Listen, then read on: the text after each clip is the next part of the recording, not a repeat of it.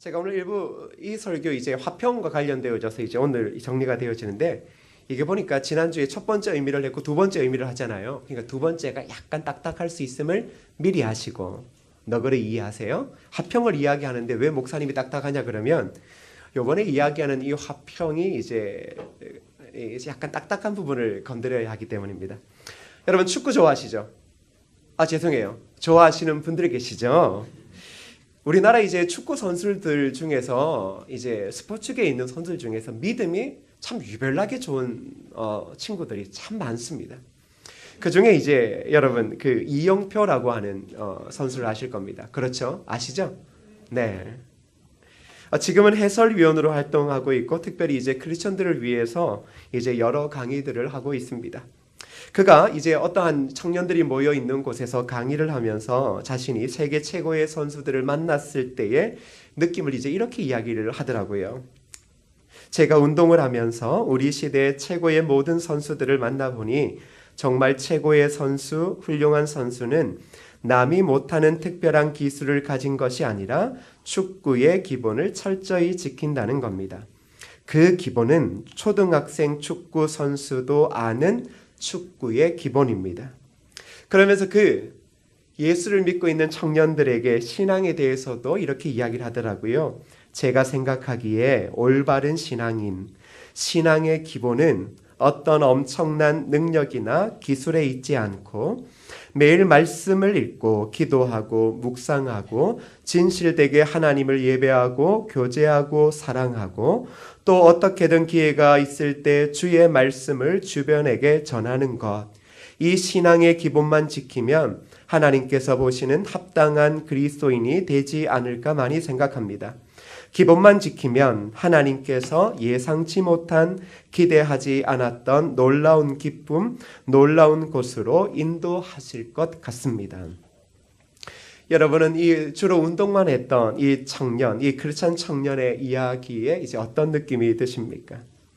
우리가 이 땅을 살아갈 때 늘 언제 우리가 고민하는 것이 뭐냐 그러면 나보다 낫다고 여기는 사람 때문입니다. 우리는 나보다 못한 사람과 비교하며 기쁨을 얻는다면 우리의 자존심이 잘 허락하지 않습니다. 그래서 우리는 대부분 나보다 나은 사람과 나를 비교하기를 좋아하고 그리고 그 비교 속에서 나는 아무것도 아니다라고 하는 좌절감을 또 때로 깊이 맛보기도 합니다. 그리고 이렇게 원망합니다. 그들은 다른 부모를 가졌을 것이고 다른 환경을 가져서 나보다 훨씬 더 나을 거야. 그런데 여러분 자세히 들여다보면 그런 사람들일수록 오히려 무엇인가 대단한 것을 나보다 많이 가졌던 것은 아니라 어쩌면 이 땅의 삶의 가장 중요한 기본을 철저히 지킨다는 사실을 우리는 발견할 수 있습니다. 예수의 제자로 살아가는 저와 여러분들에게 있어서도 가장 중요한 것은 어떠한 능력이 아니라 그건 바로 기본을 지키는 것일 겁니다. 여러분, 우리가 기본을 지키지 않을 때 어떠한 일이 벌어지냐 그러면 그때는 세속화가 되어져 가는 겁니다. 세속화라고 하는 것은 교회가 세상을 닮아가는 것, 즉 성도가 세상을 닮아가는 겁니다. 그러니 교회에 있으나 세상에 있으나 직장에 있으나 교회에 있으나 전혀 차이가 나지 않는 것, 그러한 생각, 또한 그러한 가치가 통용되어지는 것을 의미합니다. 오늘 성경은 우리가 세속화가 되지 않아야 될 뿐만 아니라 그리스도인들이 이 땅에 예수의 제자로서 많은 사람들과의 관계 그리고 교회 공동체와의 관계를 살아갈 때 중요한 한 가지의 기본기가 있다라고 말하고 있습니다. 그 기본기가 무엇이냐 그러면 바로 화목입니다. 여러분 지난주의 말씀입니다. 읽어볼까요? 시작. 할 수 있거든 너희로서는 모든 사람과 더불어 화목하라. 여러분 그리스도인들이 이 땅에서 직장이나 가정이나 모든 사람들이 모여 있는 인간관계 속에서 가장 중요한 기본기라고 하는 것은 바로 이 말씀처럼 모든 사람과 더불어 화목하는 것입니다. 그런데 여기에 단서가 붙었다라고 이야기를 했습니다. 무엇입니까? 모든 사람과 화목하는 것은 어렵다. 모든 사람과 화목하는 것은 어렵지만 그러나 그리스도인은 그 어려운 화목을 이루어내는 것, 그것에 집중하는 것이 그리스도인의 삶에 있어서 매우 중요한 기본기라고 이야기를 해주고 있습니다. 여러분, 마태복음 5장에 보면 지금 성령의 열매인 화평과 관련되어진 그 복이 나오고 있습니다. 여러분, 마태복음 5장 9절의 말씀을 한번 읽어볼까요? 시작. 화평하게 하는 자는 복이 있나니 그들이 하나님의 아들이라 일컬음을 받을 것이며. 여러분, 마태복음 5장에 나오는 이 복을 우리가 아주 간략하게 지칭해서 무슨 복이라고 이야기를 합니까? 네, 팔복이라 그러죠. 네, 팔복이라 그러는데 이 화평케 하는 자의 복이 몇 번째로 나오는 줄 아세요? 생각해 보세요. 7번째예요. 여러분, 7번째에 이 화평케 하는 자의 복이 나오는 것은 이거 우연이 아닙니다. 여러분, 히브리인들에게 있어서 숫자의 개념은 우리랑은 조금 다릅니다. 특별히 완전수라고 하는 개념이 있습니다. 그게 숫자 몇일까요? 7입니다. 자, 예수님께서 이 팔복을 이야기하시면서 화평케 하는 자의 복을 그것도 7번째 놓으신 것은 우연이 아닐 겁니다. 그건 이런 것입니다. 예수 그리스도 안에서 완전한 복을 소유할 사람은 반드시 이 7번째 복에 이르러 화평하게 하는 자가 되어야 한다라는 겁니다. 예수 그리스도에게 있어서 그분 안에서 복을 받는 사람들, 그리고 그 완전한 복을 소유할 사람들은 어디까지 이르러야 하냐 그러면 바로 이 7번째인 화평케 하는 자가 되어질 때 그들은 하나님의 복을 누릴 수 있다는 것을 의미합니다. 여러분, 마태복음의 팔복에 대한 구절의 문맥을 잘 살펴보시면 이 모든 것들은 다 연관되어져 있습니다.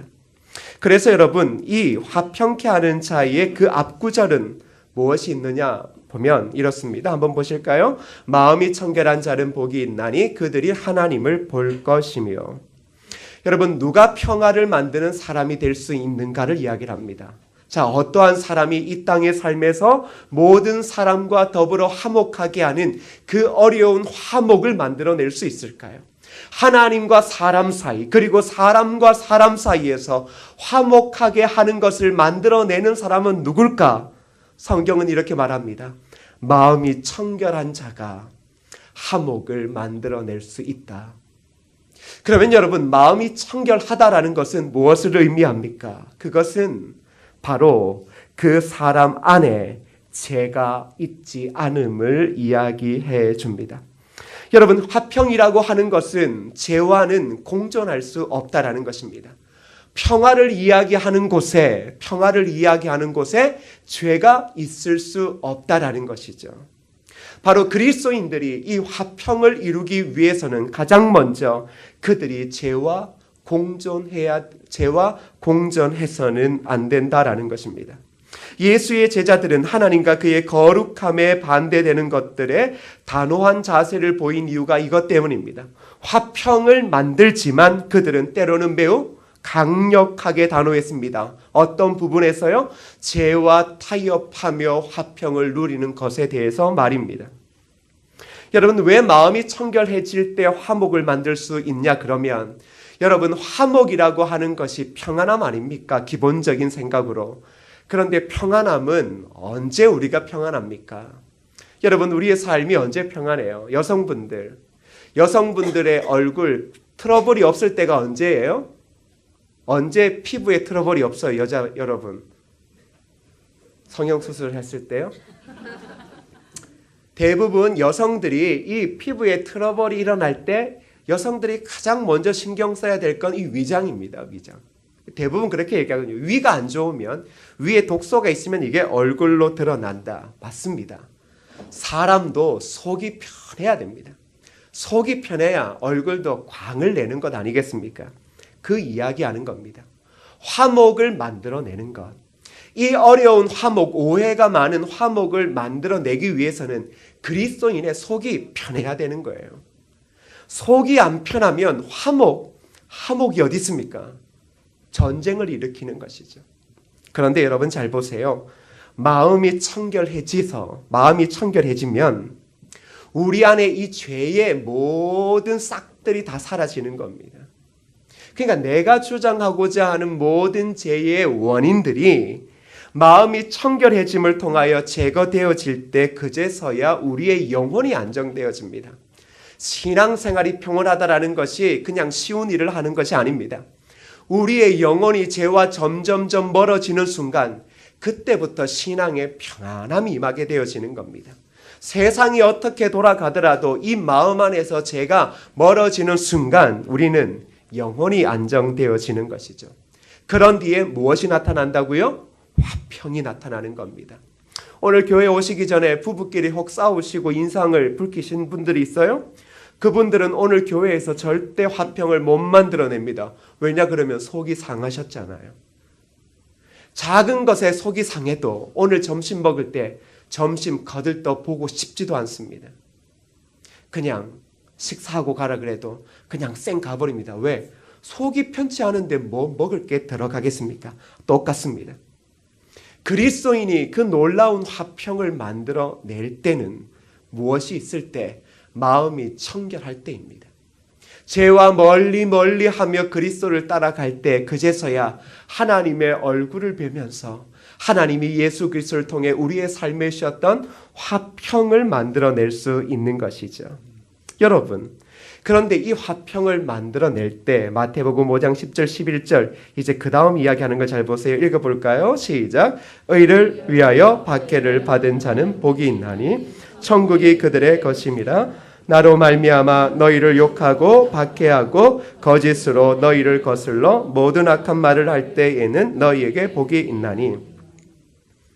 마음이 청결해지는 게 왜 중요하냐 그러면 바로 이것 때문입니다. 마음이 청결하면 화목을 만들어내는데요. 화목이 어렵다 쉽다? 어렵다. 왜냐 그러면 바로 10절 때문입니다. 박해를 받는다. 화목을 이루는데 박해를 받을 뿐만 아니죠. 그리고 거짓으로 너희를 거슬러 모든 악한 말을 한다. 이거 매우 불편한 겁니다. 아무리 좋은 일 하고 싶고 화평을 만들고 싶어도 사람들이 그 화평을 만드는 내 진의를 오해하면 내가 여기 이 자리에 있어야 될까? 굳이 이 어려운 화평을 이곳에서 만들어야 될까라는 생각을 하게 되어집니다. 그런데 성경은 뭐라고 이야기를 합니까? 그것이 의를 위하여 사는 것이고 그리고 그러한 자들이 무엇이 있다고요? 그러한 자들이 복이 있다라고 말합니다. 그러니까 화평을 이루는 그 자리는 어렵습니다. 어려워서 오해를 당하기도 하고 선한 의도가 잘못 전달될 수도 있고 그리고 사람들에게 전혀 우리가 기대하고 있는 감동을 주지 못할 수도 있습니다. 그런데 하나님 뭐라고 이야기를 합니까? 그 사람이 의로운 자고 그 사람이 복된 자다라고 칭함을 받는 겁니다. 그냥 우리끼리 좋은 게 좋다라고 그렇게 그걸 평화라고 생각하는 것이 복이 아니라는 겁니다. 싸우기 싫고 썩내기 싫고 오해받기 싫어서 그냥 모르겠다라고 넘겨두는 것이 복이 아니다라는 겁니다. 오히려 화평을 통하여 박해를 받고 오해를 당하는 그 사람이어야말로 화목을 만드는 진정한 예수의 제자라고 이야기를 합니다. 바울 사도가 이야기하는 것이 바로 이런 것 때문입니다. 할 수 있거든 모든 사람과 더불어 화목. 그것이 어려운 이유가 바로 박해와 그리고 오해와 의도가 잘못 전달될 수 있기 때문입니다. 그런데 여러분, 이 모든 것들을 누가 경험하셨을까요? 바로 우리 구주께서 이 땅에 오셨을 때입니다. 주님이 이 땅에 오셨을 때 나는 너희에게 하늘의 평화를 주러 왔다라고 했을 때 사람들이 평화의 주님 잘 오셨습니다 이렇게 했을까요? 아니에요.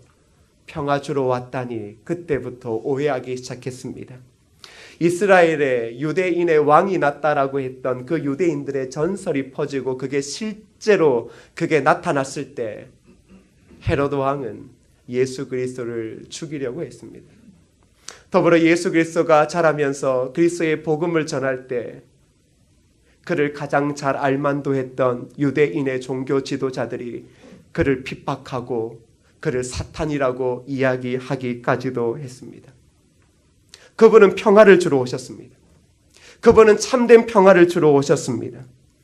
그리고 오히려 그는 모든 죄인들을 사랑하시고 품으셨고 어떠한 악을 행하지도 않으셨습니다. 그런데 그분은 사람들에게 멸시와 버림을 받았고 그리고 결국은 십자가를 지었습니다. 평화를 만드는 것이 어려운 것은 우리 주님께서도 잘 보여주십니다. 어쩌면 주님께서 이 땅에 오셔서 그의 짧은 인생 동안 보여주신 것은 그렇게 큰 것은 아닐 겁니다. 그래서 많은 사람들이 그분이 이루어 놓으신 한 작은 동네의 일들이 그렇게 위대하지 않다라고도 생각할 수 있을 것입니다. 그러나 우리는 압니다. 그분이 만든 평화가 온 인류를 어떻게 바꾸었는지 말입니다. 사랑하는 성도 여러분, 평화를 만드는 것은 우리가 의를 위하여 사는 것을 의미하고 있습니다. 더불어 우리가 평화를 만든다라는 것은 우리의 마음이 청결하고 그래서 죄를 멀리하여 날마다 하나님의 거룩함을 보고 있음을 의미하기도 합니다. 그래서 제자인 우리에게 소원이 있다면 모든 죄를 멀리하고 화평을 만드는 이 거룩한 복의 자리까지 나아가야 하는 것입니다. 그것이 바로 주님의 제자로 주님을 닮아가는 이 길이며 그리고 이것이어야말로 그리스도인이 이 땅의 삶에서 가장 중요한 기본기라는 사실입니다. 그런데 오늘 본문은 이제 더욱 중요한 한 가지의 더 의미를 이야기해 줍니다. 할 수 있거든 이라고 이 하는 말은 그저 평화를 이루는 것이 어렵다라는 것이 아닙니다. 이 말의 진정한 또 다른 의미는 세상과 타협을 통하여 그리스도인이 이야기하는 평화를 이루어서는 안 된다라는 겁니다. 할 수 있거든 이라고 하는 말을 문자적으로 그대로 옮기면 이렇습니다. 만약 당신이 할 수 있으면, 이것은 할 수 있는 상황이 있기도 하고 반대로 할 수 없는 상황이 있기도 하다라는 것입니다. 예수의 제자들이 평화를 만드는데 그 평화 혹은 관용이라고 하는 미명으로 아무 것이나 받아들이고 모든 것을 눈 감아주며 그래 이것이 좋지, 이것은 아니다라는 겁니다. 그리스도인이 만들 평화는 그러한 평화가 아니다라는 겁니다. 그중 대표적인 것이 교리적인 타협입니다. 즉 교리를 타협함을 통하여 주님이 우리에게 평화를 누리라 하셨으니 우리가 그 평화를 모든 사람과 더불어 만들어 보자. 우리가 종종 쓰는 종교다원주의라고 하는 말이 있습니다.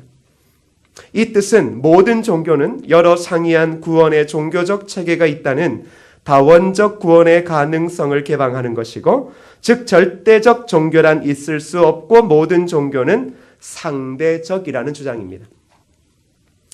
총신대 신대원 교수였던 서철원 교수는 더 쉽게 이렇게 정의합니다. 기독교만이 유일한 종교가 아니라 모든 고등 종교가 다 절대자에게 이르는 동일한 길이기 때문에 기독교는 그 종교들 가운데 하나일 뿐이라고 주장하는 것. 2014년도에 대한민국의 기독교인들에게 다소 충격적인 기사가 한국일보 종교란에 다음과 같은 타이틀로 올라왔던 적이 있습니다. 타이틀이 이렇습니다. 좀 자극적이에요. 사진은 좀 가려주시면 좋은데. 그 1부 때 얘기할 걸. 네. 타이틀이 이래요. 우리 종교만이 진리라는 생각을 버려야 한다.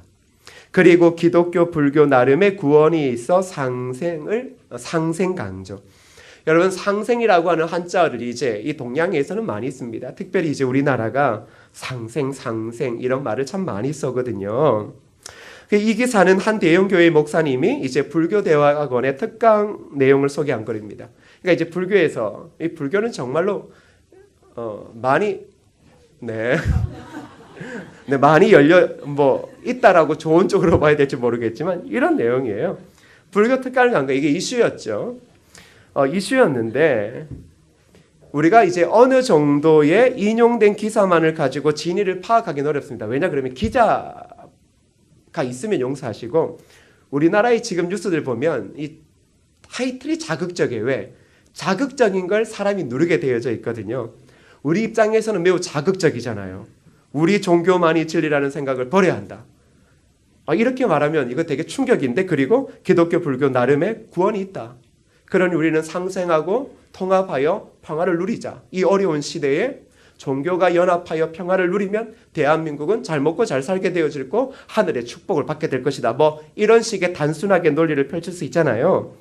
그런데 이제 그냥 보면 솔직히 진위를 파악하기는 어렵습니다. 뭐 그걸 이제 의심하면서 추적하고 싶지도 않아요. 그런데 이제 우리 입장에서 보다 좋게 표현하면 이럴 겁니다. 불교는 불교 나름대로 주장하는 구원의 이론이 있습니다. 기독교는 기독교 나름대로 주장하는 구원의 이론이 있습니다. 그러기에 함부로 상대방의 종교를 비판하지는 맙시다. 서로 상대방의 종교를 존중하는 성숙된 종교인의 모습을 보입시다. 만일 이런 식이라면 이것도 이제 우리나라 같은 개신교 입장에서는 이것도 무슨 이렇게 말해요. 목사님, 예수 그리스도만이 구원이라 이렇게 이야기해야 되지 않겠습니까? 라고 이제 이야기해야 되지만 그렇게 가격한 표현을 안 써더라도 우리나라에서 종교가 늘 싸우니까요. 특별히 보이지 않는 언론에서 기독교와 불교, 천주교가 얼마나 심하게 싸우는지 모릅니다. 이 정도의 이야기라면 모르겠는데 만일 이러한 의미가 아니라 불교나 기독교 모두에게 다 구원이 있다. 이 땅의 모든 고등한 종교 가운데 다 구원이 있다라고 이야기를 한다라고 하면 바로 그것이 오늘 성경이 위험하다라고 이야기를 하고 있고 할 수 있거든, 즉 할 수 없는 상황에서 평화를 만든다는 그 미명 아래 이런 식의 복음을 떠나버린, 즉 복음을 제외해버린 이러한 타협을 통하여 평화를 만드는 것은 이것은 합당하지 않다라는 것입니다. 여러분, 이러한 이야기들은 대부분 어디에서 나오냐 그러면 바로 이런 겁니다. 지금 우리는 대중들의 인기를 먹고 사는 직업들이 점차 늘어나고 있습니다. 요즘에는 정치인들도 이제 무엇을 의지하냐 그러면 이제 국민들이 제보해 주는 정보를 의지합니다. 근데 그 정보를 어떻게 제대로 다 알 수 있겠습니까? 결국 그게 뭘 이야기하냐 그러면 이 대중들의 눈치를 보고 그들의 인기를 먹고 사는 겁니다. 여러분, 우리가 잘 아는 그 국가대표 그 야구 대표팀 감독인 선동열 씨가 이제 감독직 사퇴를 했어요. 한번 잘 보세요. 제가 만일 국회 청문회 불려나간데 나한테 나를 죄인처럼 취급하면 저는 욕 한 사발 하고 나옵니다. 그만두면 되지. 뭐 돈이 없나, 내가 못 사나, 이 야구 그만두면 되지 않습니까? 그런데 우리나라 정치인들은 섬긴다라고 이야기를 해놓고 국민들이 뭘 이야기를 하면 4천만의 국민이 질타를 하는 것도 아닌데 그냥 우리나라의 키보드 워리어가 얼마나 많은데 도대체 그들의 마음의 생각, 불편들을 가지고 무엇을 합니까? 사람들을 공격합니다. 어느 일정한 부분에 합리적인 의심이 될 수도 있겠죠. 자, 그런데 뭐예요? 그런 것들을 통하여 무엇을 만듭니까? 대단한 평화를 만든다라는 생각들을 가지고 있습니다. 다 나쁜 건 아니겠죠. 그런데 종교는 더 심하다라는 것입니다. 복음이라고 하는 것은 대중들의 눈치를 보지 않습니다. 그리스도의 복음이라는 것은 대중들의 눈치를 먹고 자라지 않고 그들의 인기를 먹고 사는 게 아닙니다. 예수 그리스도 기독교가 대한민국에서 인기 있네, 대중들이 좋아하네, 그런 것 아니다라는 겁니다. 예수 그리스도가 이 땅에 오셨을 때 대중들의 인기몰이를 통해 위대한 인물이 되시지 않았습니다. 이미 예수님 이전에는 예수님과 같은 사람들, 세례 요한도 따라다니는 사람들이 많았습니다. 수많은 종교 지도자들을 따라다니는 사람들이 많았다라는 겁니다. 예수님은 이 땅에 오셔서 사람들의 인기를 먹고 사신 것이 아닙니다. 오히려 그들의 인기는 철저히 배격했습니다. 그리고 그분은 자신의 종교가, 자신이 전해주는 복음이 진짜라고 이야기를 하며 다른 종교들과 통합하며 잘해보자, 그렇게 하지도 않으셨습니다. 그분은 오직 한 가지만을 아셨습니다. 자신이 온 인류의 대속 제물이다. 그리고 그분은 죄인들이 하나님의 구원을 얻는 길이, 그리고 죄인들이 참된 평화를 얻는 길이 자신이 십자가의 죽음으로 인해 이루어진다, 그 사실을 아셨습니다.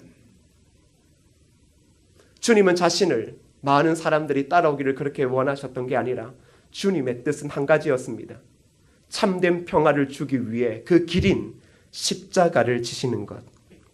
평화라고 하는 것은 바로 이 사실에서 시작하는 겁니다. 절대 불변한 복음, 예수 그리스도만이 이 땅의 모든 죄인들의 그 마음을 청결하게 할 수 있고 죄를 해결시킬 수 있고 그리고 그들로 하여금 진정한 사람과 사람, 하나님과 죄인들 사이에서 화목을 만들어낼 수 있게 하는 것. 그건 바로 복음이 기본기라는 것입니다. 사랑하는 성도 여러분, 그런데 오늘날 우리 시대에 추구하는 시대의 철학들을 보십시오. 절대 종교가 없다라는 것이 이 시대가 원하는 사람들의 소리입니다. 기독교 듣기 싫다. 너네만이 구원을 얻는다. 그런 소리 듣기 싫다. 너네가 어찌 다른 종교들을 탄압하고 다른 종교들을 무시하느냐. 그렇습니다. 일부분 우리의 행동 양식들이 그들을 불쾌하게 하는 것들이 충분히 있음을 압니다. 그런데 말입니다. 그런 사람들의 철학을 따라 교회의 복음이 변질될 수 없다라는 겁니다. 그래, 세상 좋은 게 좋다고 하니 우리도 불교와 천주교와 더불어 세상의 평화를 이뤄보자. 그렇게 할 수 없다라는 겁니다. 어떤 부분에서요? 참다운 죄와 관련되어진 부분요. 주님이 이야기하는 평화는 세속적인 평화, 우리가 생각하고 있는 남과 북의 평화, 정치적인 평화, 경제의 평화가 아니라 그보다 더 심각한 죄인된 양심의 평화입니다. 사람들의 불편한 그 죄인된 마음의 평화를 주님은 이야기하고자 하는 것입니다. 우리는 때로는 이 땅에서 종교들이 연합해서 어려운 사람들을 구제하는 일에 앞장서야 합니다. 나라가 어려울 때는 모든 종교들이 자신들의 교회에 있는 것들을 나라를 살리는 일에 드리기도 해야 하는 겁니다. 그런데 여러분, 그 모든 것들이 복음에서 벗어난다면 우리는 결국 이 땅의 사람들이 이야기하고 있는 그저 수많은 종교들 가운데 하나일 뿐이라는 사실입니다. 그리고 우리 주님의 십자가의 죽으심은 전혀 그들이 원하지 않는 죽으심일 뿐이라는 사실입니다. 근데 여러분, 이러한 복음적인 타협은 우리는 잘 하지 않으려고 합니다. 그렇죠? 이건 매우 우리가 신앙이 약해도 이런 것들은 잘 하려 하지 않습니다. 그런데 우리가 어디에서 넘어지냐 그러면 이렇게 크게 눈에 보이는 것들이 아니라 바로 우리 자신입니다. 우리 자신의 평화를 만들기 위해 세상과 타협하더라는 겁니다. 제가 말하는 우리가 만드는 세상과 타협하는 평화는 이 땅의 삶에서 잠시간의 평화를 누리는 그 평화를 위해 우리가 그리스도의 복음을 모른 척하는 것을 말합니다. 가정의 평화라고 하는 미명 아래, 이 땅의 삶의 비그리스도인들과의 평화라고 하는 미명 아래 그리스도의 복음을 뒤로 제친 채 살아가는 그 타협 말입니다. 그것이 어쩌면 현 시대의 가장 위험한 세속화일 겁니다. 여러분, 교회가 세속화되는 이유들을 많은 사람들은 고민합니다. 그렇죠. 왜 교회가 세상을 따라가느냐? 맞습니다. 그런데 그 원인이 교회 밖에 있지 않습니다. 그건 교회 안에 있습니다.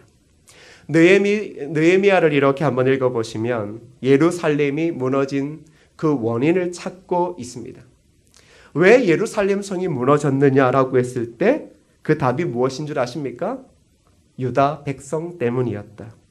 즉 그들의 죄가 하나님을 그들의 대적자가 되게 했고 그 결과 하나님께서 바벨론을 앞세워 예루살렘 성이 불에 탔다 이렇게 말합니다.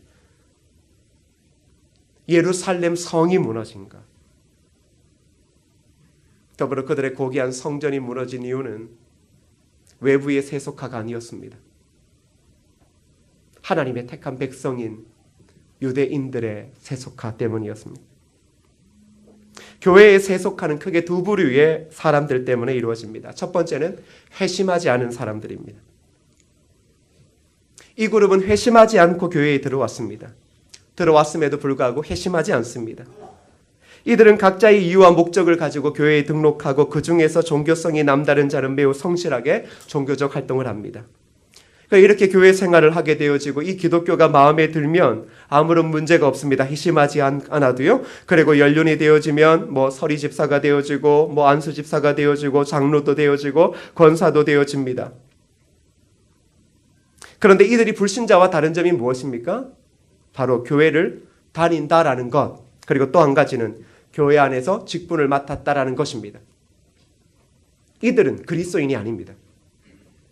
그런데 교회가 세속화되어져 가는 그 원인에 누가 있습니까? 이러한 자들이 교회에 많아지고 있다는 겁니다. 이들은 회심하지 않은 자들이기 때문에 여전히 성경이 이야기하는 대로 허물과 죄로 죽은 상태에 있습니다. 그래서 그들은 죄 가운데 행하고 있고 그리고 세상의 풍조를 따르고 있습니다. 그래서 교회 안에서나 밖에서나 옛사람, 죄로 인해 죽은 상태로 살아가는 겁니다. 그런데 이렇게 회심하지 않은 자들이 교회에 하나 둘 오게 되어지고 다수를 차지하게 되어지고 연륜이 차서 교회 공동체의 중직을 맡게 되어지면 이들 스스로가 교회의 정책을 어떤 방향으로 결정하겠습니까? 세속적인 방향으로 결정합니다. 왜? 회심하지 않은 자들이기 때문에. 그래서 교회의 모든 방향이 어디로 맞춰지냐 그러면 회심하지 않은 자들의 기호에 맞춰집니다. 그리고 무엇이 목적이 되어집니까? 그들의 인기를 얻기 위한 것이 목적이 되어지고 그러한 자들이 점점점 더 많아지는 것이 결국은 그 교회의 중요한 목표가 되어지는 것입니다.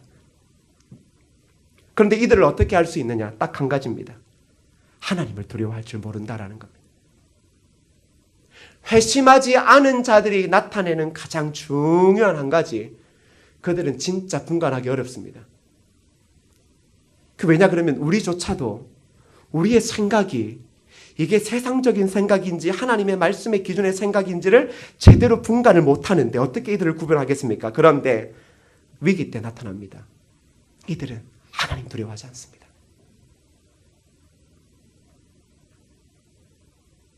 이들은 자신이 원하는 방향성대로 되지 않을 때 결국 그들은 교회에서는 있을 수도 없는, 믿음의 사람으로서는 전혀 행하려고 해도 행할 수 없는 그런 일들을 벌이기 때문입니다. 그들은 어떤 영광을 취할까요? 교회의 영광을 취하지 않습니다. 바로 각자 자신들과 같은 삶의 영광을 취합니다. 그래서 그들은 오히려 세상의 것을 많이 가진 사람일수록 교회 안에서도 그것을 인정하고 그들을 사회적 지위에 걸맞게 대우합니다. 그리고 그 사람들은 자신들의 헌신도를 따져 마지막에는 그에 걸맞은 대우를 받기를 원합니다. 이러한 곳에 깃든 평화, 이러한 자들이 있는 교회의 평화는 거짓입니다. 그건 평화를 가장하고 복음을 가장한 세속화되어진 이 땅에 전혀 주님과 상관없는 자들이 교회 안에서 만들어내는 허황된 것입니다. 가끔 이런 생각을 했습니다. 목사님, 설마 그럴 리가 있을까요? 주님께서 하신 비유 중에 그 아름다운 밭에 알곡과 가라지가 함께 있다라는 말씀이 바로 그런 겁니다. 가라지가 주인처럼 행세할 수 있습니다. 그래서 언제 그것이 걸러집니까? 주님께서 뭐라 그럽니까? 그렇다면 뽑아내야 되지 않겠습니까? 그러한 자들을 뽑아내서 교회를 교회답게 세워야 되지 않겠습니까? 그때 주님 뭐라 그럽니까? 마지막 때에 추수할 때 해결하자 이겁니다. 사랑하는 성도 여러분, 저와 여러분들은 평화를 만들어내는 사람들입니다. 그런데 회심하지 않는 자들이 참된 평화, 마음이 청결하여 죄를 멀리하고 자신의 십자가를 지며 주님처럼 평화를 만드는 그 일은 할 수 없습니다. 진정한 평화는 주님처럼 십자가를 지고 자기 온몸을 던질 때 가능한 것이죠. 그러나 자기가 살며 평화를 만드는 것 가짜입니다. 더불어 또 한 부류는 회심은 했으나 성화되지 않은 그리스도인들 때문입니다. 저는 전자가 더 나쁘다라고 생각하고 싶지만 천만에요. 진짜 후자가 더 나쁜 사람들입니다. 회심했습니다. 구원의 은혜를 얻었습니다. 그런데 그들은 성화되려 하지 않습니다. 주님을 닮아가려 하지 않습니다. 눈물도 있었고 구원의 감격도 있었습니다. 그런데 그들은 전혀 하나님의 나라에 관심이 없습니다. 하나님의 사람으로 이 땅에 복음을 통하여 평화를 만드는 일에 전혀 무관심합니다. 그들은 어쩌면 더 다른 사람들보다 자신의 평화만을 외치며 자신만 평화를 얻기 위하여 또 다른 길들을 찾아가는 사람들입니다. 그리고 결국 이것보다 더 안타까운 일은 그렇게 변질되어져 버린 성도들의 가정입니다. 교인은 절대로 자기 가정에서의 인격과 삶의 모습 이상으로 교회 생활을 할 수 없다는 말이 있습니다. 내 가정에서의 인격과 삶의 모습 그 이상으로 교회 생활을 할 수 없다. 사랑하는 성도 여러분, 그리스도인은 평화의 사도로 부르심을 받은 자들입니다. 그런데 말입니다. 그게 힘듭니다. 내가 내 자신을 십자가에 고스란히 내어 던져 죽어도 사람들 마음, 한 사람의 마음조차도 아무런 감동을 줄 수 없을 수도 있기 때문입니다. 오히려 오해가 더 많고 차라리 내가 이 평화를 그만두고 예수 그리스도의 평화를 전하는 것을 그만두는 것이 낫다라고 생각할 정도의 어려움을 겪기도 합니다. 그런데 바로 그곳에 서 있는 것이 진정한 평화를 만드는 예수의 제자들입니다. 사랑하는 성도 여러분, 우리의 기본기, 믿음의 공동체, 이 땅의 삶에서의 기본기는 할 수 있거든 모든 사람과 더불어 평화하는 것입니다. 그것은 사람을 가리는 것이 아닙니다. 복음 하에서 모든 사람과 평화를 만들기 위해 끊임없이 달려가는 것. 그리고 그 일을 위하여 내 자신을 십자가에 온전히 던질 때 주님은 바로 그 참다운 평화를 이 땅 가운데 만들어 주십니다. 그 평화는 사람을 살립니다. 그 평화는 죄인된 자들의 마음에 예수 그리스도의 복음을 심겨주고 그리고 그 영혼이 참된 하늘의 평화를 누리게 해주는 것입니다. 사랑하는 성도 여러분, 평화 좋습니다. 어디에서 시작해야 됩니까? 예수 그리스도의 십자가에서 시작해야 됩니다. 어떻게 평화를 만들어야 되느냐 궁금하십니까? 그렇다면 이 땅에 평화를 주러 오셔서 살아가셨던 그리스도의 삶, 그리고 마지막에 그 십자가를 깊이 묵상해 보십시오. 그것이 바로 우리가 드러내야 될 진정한 그리스도인의 삶의 기본기, 즉 화목을 만들어내는 것입니다. 그러한 은혜가 저와 여러분 가운데 있기를 주님의 이름으로 축복합니다. 이 시간 찬양하실 때 신실하게, 진실하게, 거룩하게 살게 하소서. 여러분, 이 찬양 부르면서 우리가 그리스도의 십자가를 따라 그렇게 평화를 만드는 그 아름다운 사명을 감당하는 거룩한 백성, 그러한 교회 되어지게 하여 달라고 우리 한 마음으로 찬양하며 기도합니다. 신실하게, 진실하게, 진실하게, 진실하게, 거룩하게 살게 하소서. 진실하게, 진실하게, 거룩하게 살게 하소서. 다시 한번 고백할까요? 신실하게, 신실하게, 진실하게, 거룩하게 살게 하소서. 신실하게, 진실하게, 거룩하게 살게 하소서. 하나님, 나의 마음, 하나님, 나의 마음을 만져주소서.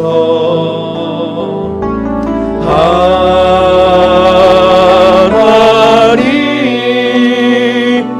나의 영혼 새롭게 하소서. 하나님, 나의 마음 만져주소서.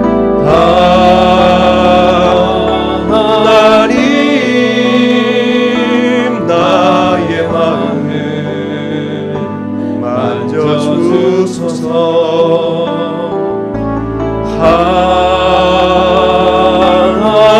하나님, 나의 영혼 새롭게 하소서.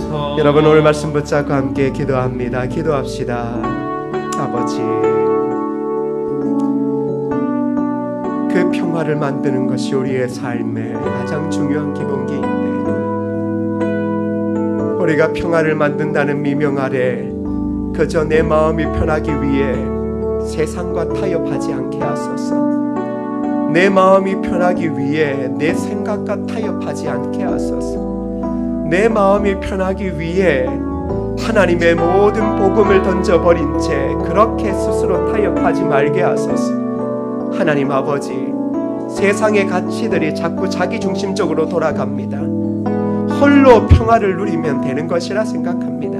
그런데 오늘 우리를 부르신 아버지 하나님 앞에서 우리가 마음이 정결하여지고 또한 화목을 만드는 사람 되어지기를 원합니다. 분노를 가지지 않고 살게 하소서. 차라리 내가 십자가에 못 박혀 죽어 평화를 이룬다면 내가 죽게 하여 주옵소서. 내가 살면 분쟁이 일어나고 내가 살면 교회는 평화가 이루어집니다. 아버지 하나님, 우리 모두가 주님을 쫓아 이 땅에 참된 평화를 만들어내게 하옵소서. 거룩하신 아버지 하나님, 할 수 있거든 모든 사람과 더불어 화목하라는 그 말씀 앞에 순종하며 나아갑니다. 아버지 하나님, 바라옵기는 복음이 이야기하는 바가 아니라 지극히 내 자신의 평화, 내 자신의 마음의 편함 때문에 타협하는 모든 것들을 이제 멈추게 하옵소서. 우리는 내가 편하기 위하여 사람도 등지고 신앙도 등지고 가정도 등지고 복음도 등지는 그런 우를 범합니다. 그러면서도 내가 하나님을 믿는다라고 이야기합니다. 근데 그건 아닙니다. 그건 말이 앞뒤가 맞지 않는 것입니다. 교회가 평화를 만들어내지 못하면 어찌 교회라 하겠습니까?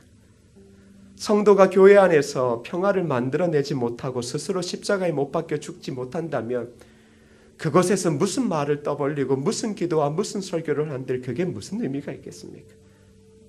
주님이 이 땅에 오셔서 평화를 던져주시고 고난당하고 박해당하고 결국 십자가를 지셔서 평화를 이루신 것처럼 우리가 그 주님의 뒤를 쫓아 내가 죽어 평화를 이루는 거룩한 하나님의 백성 되어지게 하옵소서.